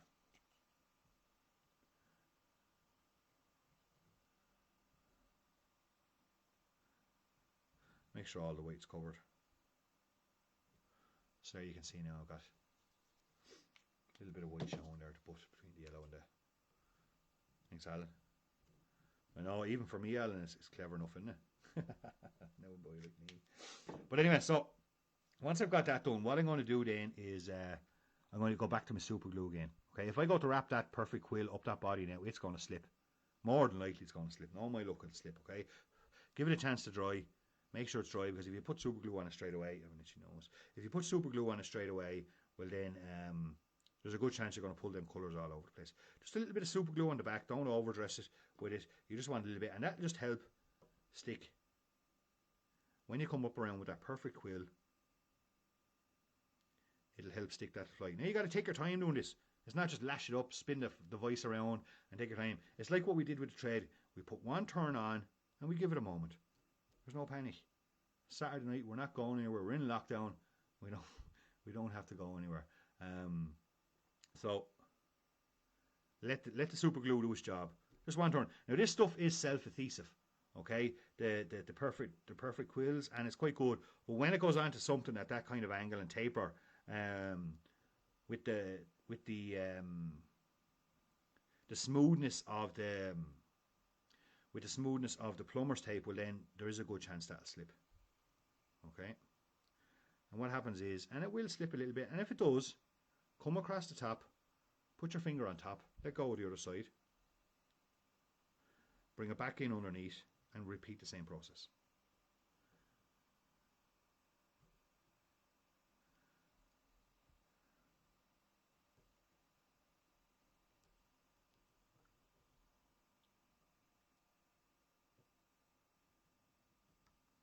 As you can see, I've stopped talking because my concentration levels just increased there for a few minutes to make sure I get that right.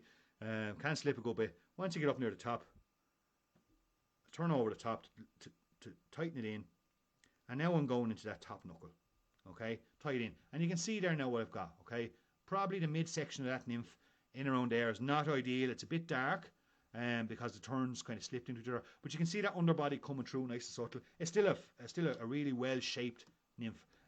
Still have no problem fishing it, and definitely one that'll catch fish. Trim away your waist.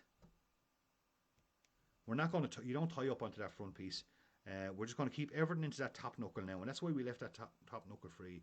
If you lost the run yourself earlier on, tied up into that top knuckle and stuff, well then, you know, you're going to run into trouble there when you come to finish the flight. You're not going to get that really taper. We're trying to keep that real lovely taper back in that. I'm going to take a little bit of resin here now. I'm going to put that onto my tray here.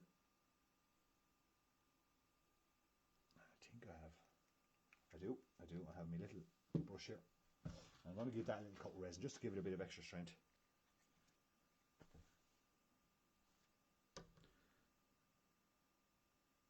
Now you can do Javi nymphs with different colour trades and just, you know, very simple Javi nymphs. They don't have to be like this. And again, I'm sticking to me sort of 4 or 5 components rule, even though it's taking a bit of time. But once I'm happy I've got a little coat on that, don't want to overcoat it, I'll then give it a zap of my pin, set it.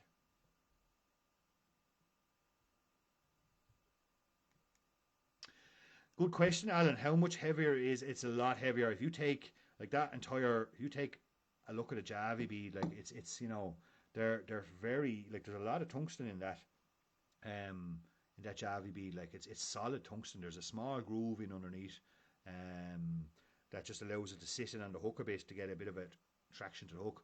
But other than that, like, they are very heavy. Giving you I meant to bring up my micro scales. I have a micro scales downstairs to weigh beads and hooks for you, as seeming as tonight was all about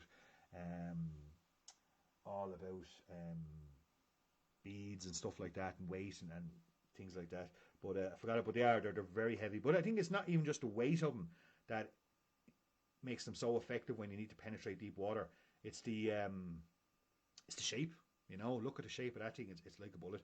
Added a little bit of CDC there now. Again, I'm not adding in a cloak. I'm actually going to show you what I did. I did it there without even thinking. Get a full CDC plum. These bloody cameras. Get a full CDC plum, and I take out a centerpiece. So I've created a little V there, and I just hold back what I don't want to go in, and it creates just a little V, if you can see it there, make it out, and I just lay that in over the top of that,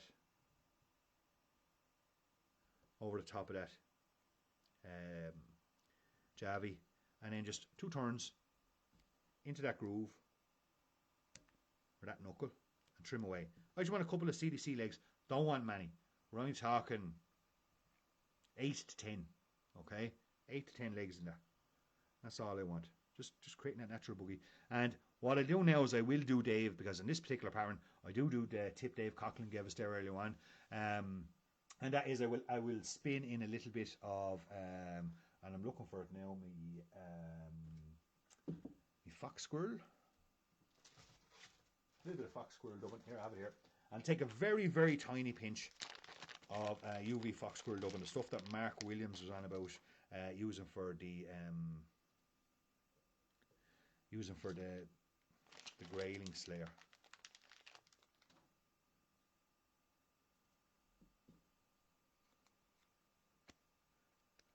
I have to clean off that needle. All those super glue and everything's on it in order for splitting. I should have brought up a second one, but I didn't. I did bring a blade. I just use a blade. Give it a quick clean. So I hope everyone's keeping well. Everyone's enjoying the Saturday night. Don't forget, we'll be live at the Irish Fly Fair next Saturday night, the virtual Irish Fly Fair. Make sure you go over there and like their page, and we'll be live, giving you a live show there. We're going to do some, I've got some nice interesting patterns lined up for that one.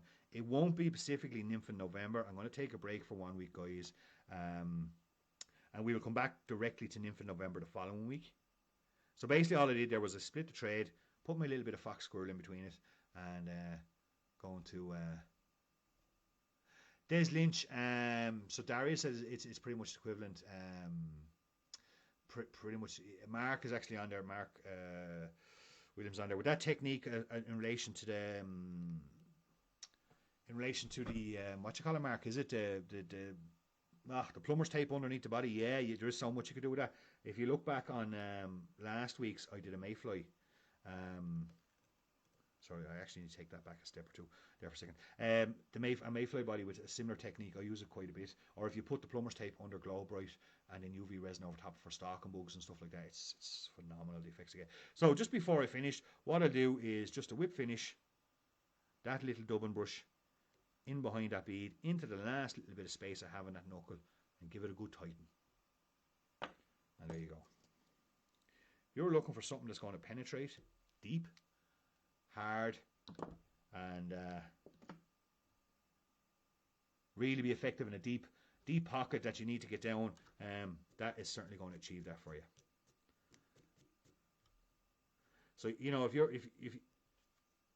you need something to get down, and a 4mm bead is not taking it, and that's a medium sized javy. So if you go to a small javy, you're still going to have Donald Trump. Yeah, he's nothing to do next Saturday night, Dave. So Donald Trump, Dave says Donald Trump might tune in next Saturday to the Irish Fly Fair. He could be living in Clare next Saturday. God help us if he does. But I look at least the past week watching I watched the elections all week. I had it on the background most week. I was minding the kids, but look at it was a bit of, I could say, one way I could describe it as entertainment, because some of it was so farcical. It's my God.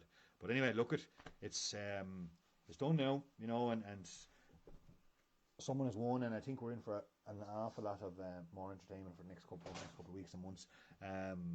Watching what's going to happen next. But look, it passed a week. Yes, that's going to get you down. It's not as big as a 4mm bead. It doesn't have.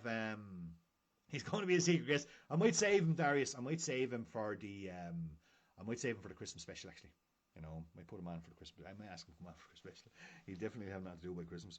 But really good flight to penetrate, get you down deep. Again, we're all about the weight of the nymph this week, getting it down, getting it into the right location. In the coming weeks, we're going to talk about fish behaviour.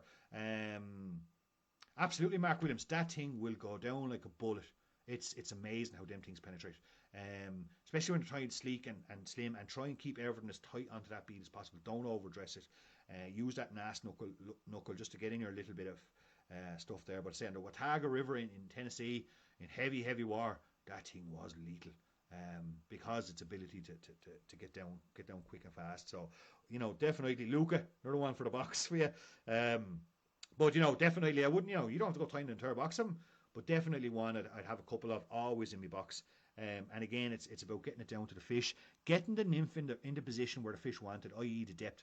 You know what I mean? If you're fishing at 2.5 feet of water, if you're fishing your nymphs at 2.5 feet of water, and those fish, it's the same as bank fishing, and those fish are sitting on the bottom at 3.5 foot, you're not going to get one or two. And same goes for, if those fish are starting to look up and you're fishing big heavy beads on the bottom and your nymphs are underneath them, you're not going to. And you'll really see the evidence of what I'm talking about tonight in about 2 weeks' time or 3 weeks' time when we go into fish behaviour and manipulating.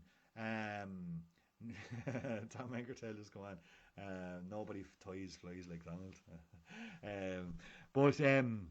If when we talk about fish behaviour and when we put them in that protective position or that protective lie that they choose to go into when they sense there's danger around, i.e. when they know we're in the river, well then, once we have them in that position, we know where they are, we can detect where they are, well then we can really target them, and that's when, the bead size comes into its own. Without the right bead size and an understanding of your bead size and having quality tungsten beads, well then you're just not going to catch fish. You're certainly not going to catch as many as you should be catching, okay? So really, going forward, really put a lot of emphasis on understanding your tungsten, understanding your beads, the bead sizes on the size hooks. And when you get to the river, really work on that like that. How long is it taking your bead to penetrate? And is it where the fish are? Especially, I say, when it comes to, them knowing and being in that protective lie, and you're actually catching them probably 80 to 20% on the plus side out of aggression than them recognising it as a food, an imitation of food and passing by. It's more of an aggressive attack because they're in that protective lie rather than them taking the nymph because it's food. Okay, we're going to do another one, and this, I would say, over the last 5-6 years is my number one. Okay, look, there's a toss between the pheasant tail we did earlier on. I have a pheasant tail Frenchie that's pretty good, but I'm not going to do that one. I'll save that for another week. We've done them all. I've tried most of these and done these on video, so this is not new, but it's the techniques I want to talk about. This is a heron. Okay, it's a heron nymph that I tie. Absolutely want a top nymph, and I want to do it for you now as well. There's a few little things to it that might interest a few people. So, and just keep it going. As we anywhere else to be. Again, just going with a jig size 16, 3.5mm slotted tungsten bead, and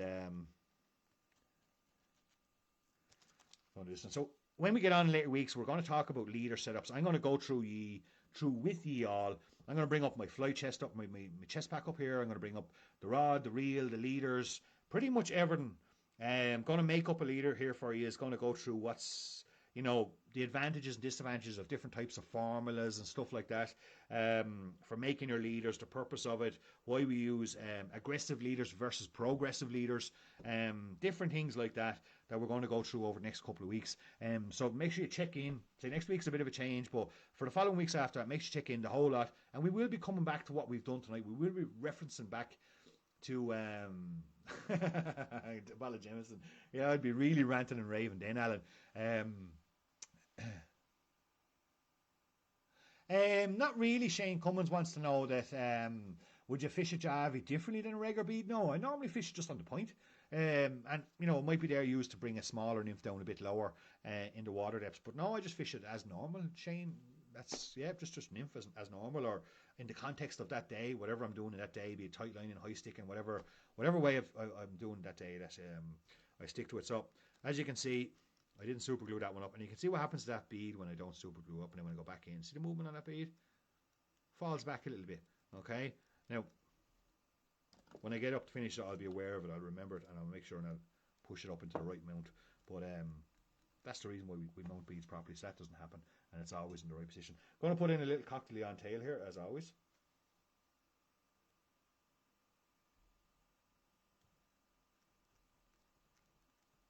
Remember a good few years ago fishing this fly with Hubert Smith and the Sand River in Poland for grayling, and remember getting some absolute pigs out there on it. There was one fish I got and I literally couldn't land it. The rod was just so bent. It was I just hadn't got the power left in my hand to drag it up in the heavy current. But it was this particular fly. It's been a great fly for me over the last years. Everyone knows I fished them a lot. I don't keep any secrets when it comes to herring and stuff like that. But I want to talk about using different kind of body materials. As say it's nymph in November, so we want to talk about things.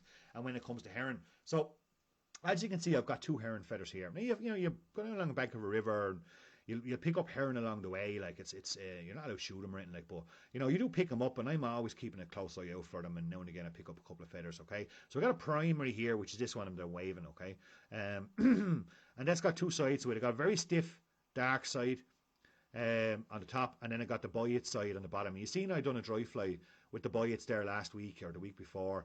Really good long boyets, and fantastic for iron blues and iron blue nymphs and stuff like that.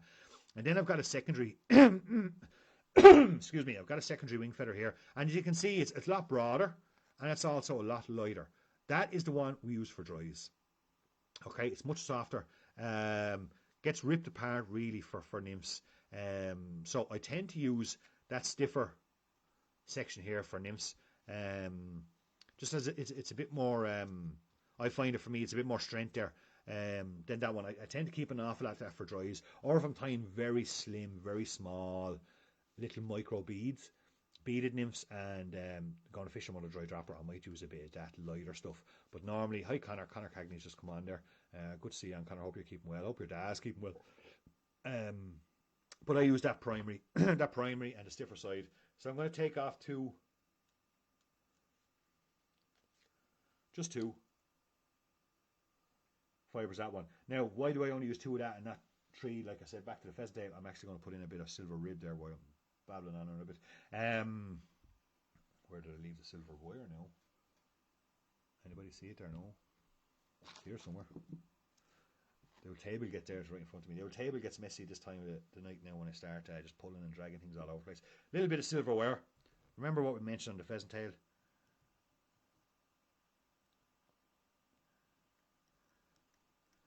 Into the back of the bead, secured in on top, and that still won't dislodge. As you can remember when I tied the first fly, I talked about tying in over the far side, and when you start off, that, you know, if you tie it in nearer to you, when you start off your rib in the opposite direction, it can dislodge your tail. Well, if you do it on top or the opposite side, away from the opposite side of the hook away from you, well then has both those cases, they won't dislodge your tail. So once I've got that in there, I take my two. This stuff is quite strong. It's also quite broad in its, and two is enough. If it breaks, I'll just go back and add it in again. Just tying it in by the bare tips. This one's got a bit short, so I need to get as much over it as possible.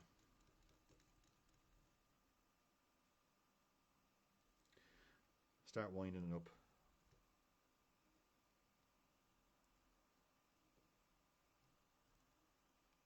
So if anybody has any questions or anything they want to say or talk about, I missed a little spot, say or they want to mention, by all means, shoot on there. This is a bit of fun here on a Saturday night, just to pass the evening. Now, I've certainly been looking forward to the last couple of days. And as the time goes on, we're finding this lockdown harder and harder, to be quite honest with you. And really looking forward to coming on tonight and having a chat and seeing a few people come on, get a few questions. It's definitely at the moment the highlight of my week anyway. I'm really looking forward to next Saturday night. It's going to be great. Going to be on the Irish Fly Fair page, live there at 8:30, doing some patterns for those guys. Hopefully see all these on there, so make sure you give their page a like. And this is very fine, so I'm actually going to hold it on top and I'm going to take hackle pliers. My hands are too big and stubby for that, so going to catch those with hackle pliers and just wind them. Yeah, I'm actually going to just go back a step or two there. Let's get them properly locked in together.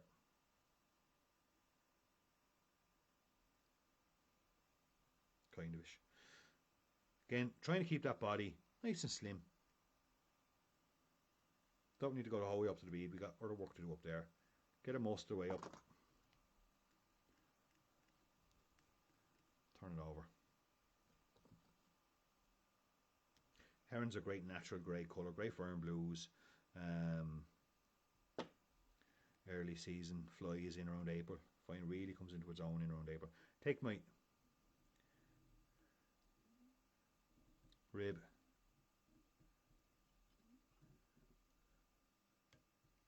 rib it up along a couple of turns just to give it a bit of security, a little bit of a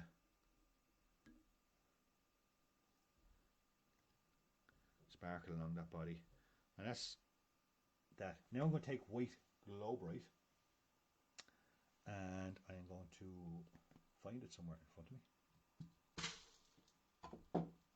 Definitely brought it up.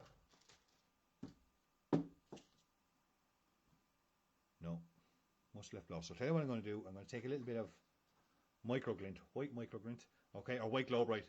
I have used microglint before, okay, but I would do the exact same process with white Globrite. Take a piece of it off, double it over in the hand, tie it in there to that cavity there behind that bead, double it over, like so. Yeah, 4 is too many on that. I think I'll go with 3. So what I'll do is I'll treble that up, and I'll just add in there and won't double it over. Alright, tie some things in like that, and then you realise, is that a bit heavy, is that a bit too fine, and you can double it or whatever you want to do. Take away that little bit of waste. Perfect. Then I'm going to take a piece of pearl mylar.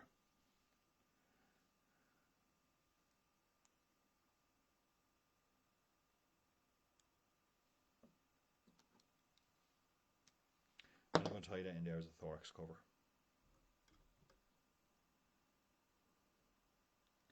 Again, I just slide it up into the bead. I'm not sure if you could see that the way I was doing. I slide it up into that cavity of the bead, holds it perfectly in place, perfectly on top, and then tie it down. Canadian goose there, Dave Toohey's on there. Good tip there. Canadian goose works really well for the blue winged olive. Dave was on there. Dave's an exceptional fly tyer there. If any of you haven't checked out his Facebook page, by all means, Dave is an artist and a wealth of knowledge. Dave, great to have you on every week there. Really appreciate it, and your comments. So once I've got that, I'm then going to take a little bit of black hair mixed with UV spectra. As you can see it there now, it's a little bit of a fleck in it.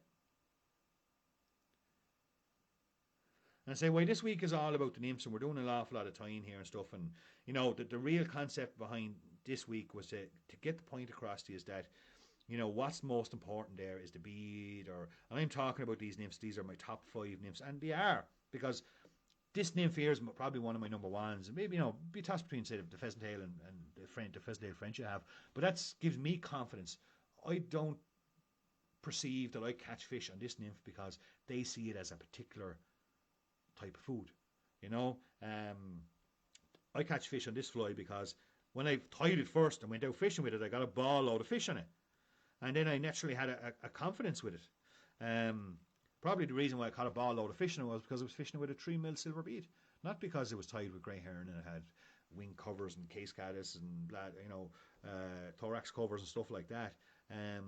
But that is, it was in the right position at the right time. So I got this confidence about this nymph. And ever since then, it's always worked really well for me. And I think that's a big thing. And I'm, saying you should have confidence in your nymphs. And it's very important. If you don't have confidence in your nymphs and what you're doing, well then, make a change, do whatever you need to do. But I think in relation to catching fish, the most important aspect of nymph fishing and the very foundation of effective nymph fishing and being very productive in it is a real good understanding of your tungsten and your beads and your hooks.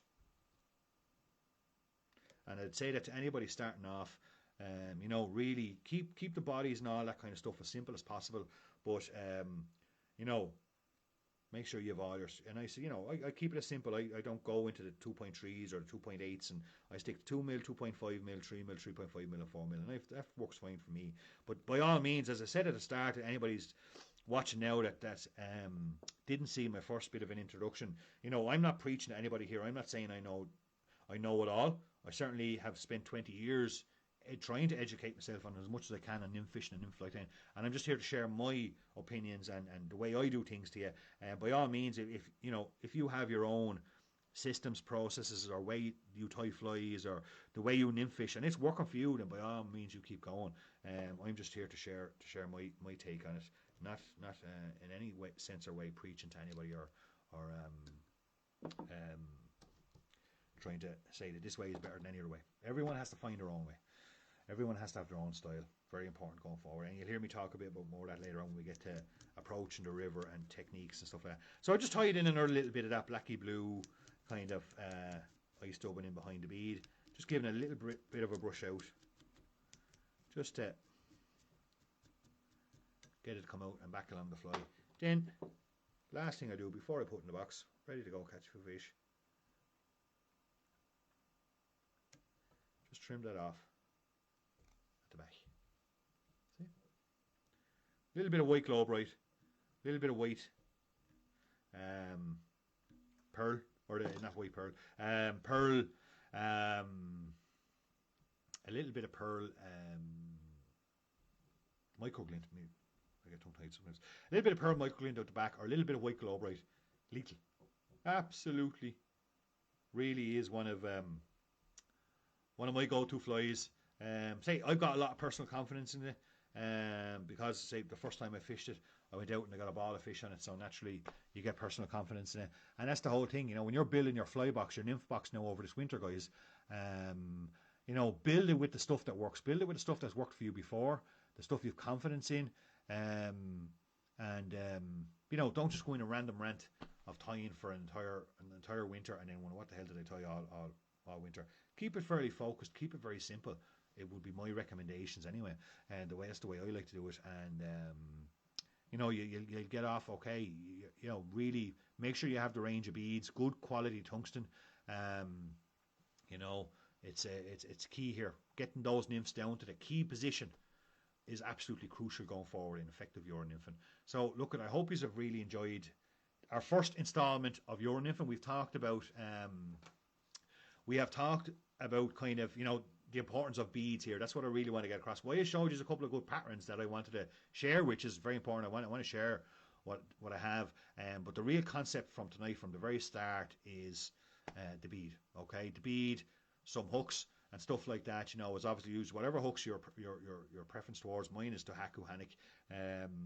But definitely the importance of the bead to me is the most important factor of any good nymph. Okay, so I always have good emphasis on the beads. Hope you have enjoyed it. It's our first installment in Nymph in November. We're going to do about 4 shows on this one. Before I let you go, I'll just give you a little bit of a rundown. I've made kind of an itinerary on what's going to happen in week 2. So we're going to have a look at another few patterns next week. as well.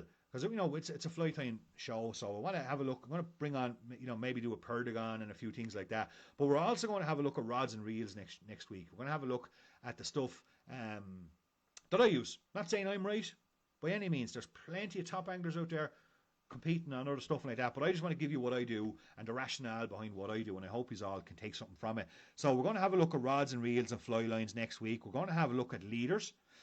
Or not next week, sorry. This is going to be in 2 weeks' time, because next week we're at the virtual Irish Fly Fair. Make sure you check it out. We're going to have a look at leaders, the lengths of them, tapered versus straight through leaders, aggressive versus progressive. We're going to have a look at indicators, spiral indicators, braid, wax. We're going to have a look at tippets, lengths, diameters, all that stuff, fluorocarbon versus monofilament, bead nymph placement, which is going to go right back. Going to go right back to what we did tonight. Really important when we talk about bead placement and weight placement on our leaders, as regards increasing the acceleration of our entries into our nymph into the water and stuff like that. We're going to get a bit technical on that kind of an end of a thing, and stuff like that. And that helps increase, and that helps work our sensitivity. The whole lot will come into a much bigger kind of circle as we go on through the weeks, and you say, oh yeah, I remember him saying something about the beads back on first week, and now I can see what he's saying, because it makes a bit of sense now. So bear with me over the 4 weeks. We're not going to be able to fit it all into one night. So in 2 weeks' time, we're going to be back on here on Pescari Fly. We're going to go into week 2 of the nymphs and setups of Euro nymphing, and next weekend I'm going to be live on the Irish Fly Fair. So please pop by, say hello, give the boys a plug. Don't forget, there's a share button on the Irish Fly Fair page. Give them a share. Let's try and bring a few people together. It's a tough time for everybody. I know me personally, I'm finding it a bit difficult at the moment. So everyone needs to, you know, come to an event, say like the virtual Irish Fly Fair, say hello, a few comments, share a page or two, and we'll have a good next Saturday night. Thanks everyone for watching. Don't forget, if you need any fly tying gear, check out www.pescarifly.com. We have everything you need there. Thanks for all your support over the last couple of weeks, guys. I really appreciate it. And we'll be back live here in 2 weeks' time on Pescari Fly for our second installment of Nymph in November. Please be safe, everyone. Enjoy the rest of your weekend, and see you all real soon. Thanks a million.